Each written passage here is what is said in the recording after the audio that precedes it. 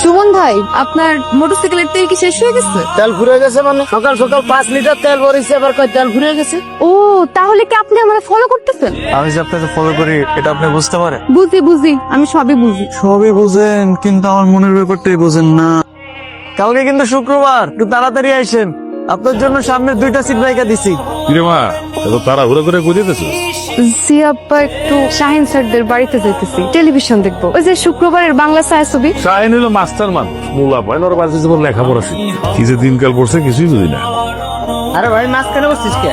এক সাইডে বস। তোমার যে জায়গা মন চাই সেই জায়গা বসবো, তাতে তোর কি সমস্যা? আমি আর রিমা পাশাপাশি বসবো। তুই রিমারে তোর কোলের পর নিয়ে বল, তাতে কার কি? আমি আমার জায়গায় বলবো। গান্ডুর বাচ্চা গান্ডু, তোর তো ভালোবাসার মানুষ নাই। শালা তুই গান্ডু, তোর 14 গোষ্ঠী গান্ডু। তুই 14 গোষ্ঠী না গালি দিবি, তোর তো সাহস কম না। 14 গোষ্ঠী তুই আমার গান্ডু করলে আমি তোর 14 গোষ্ঠী দিয়ে গালি দেবো না? তোর কি শুরু করছস? তোর মারামারি করতেছস কেন? আর আমার ভাইজান যদি জানতে পারে যে টেলিভিশন দেখে নিয়ে তোর মারামারি হাতাহাতি পর্যন্ত করতেছস, তাহলে কিন্তু আমার পিরিতের বায়োস্কোপ এমনি যাইবো, আমার ভাতও বন্ধ হইব।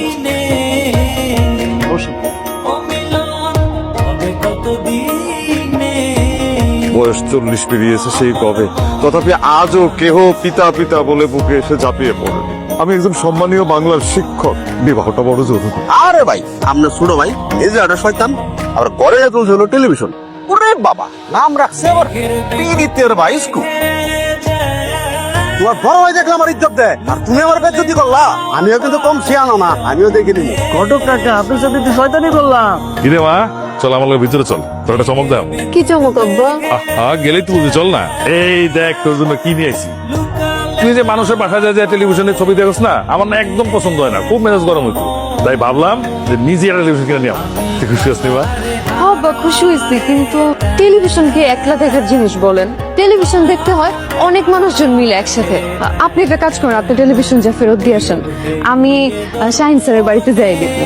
আরে একলা দেখবি কেন, তোর বান্ধবীরা আছে না, ও সবার দাওয়াত করে নিয়ে আসবি, সবাই মিলে একসাথে বসে টেলিভিশন দেখবি, আনন্দ করবি।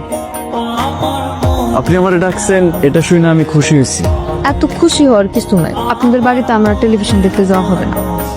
কি বলেন?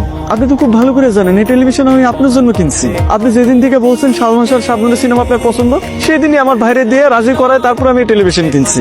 আপনি তো জানেন এটা তো শুধু টেলিভিশন না, এটা আমার আপনার পীড়িতের বায়োস্কোপ।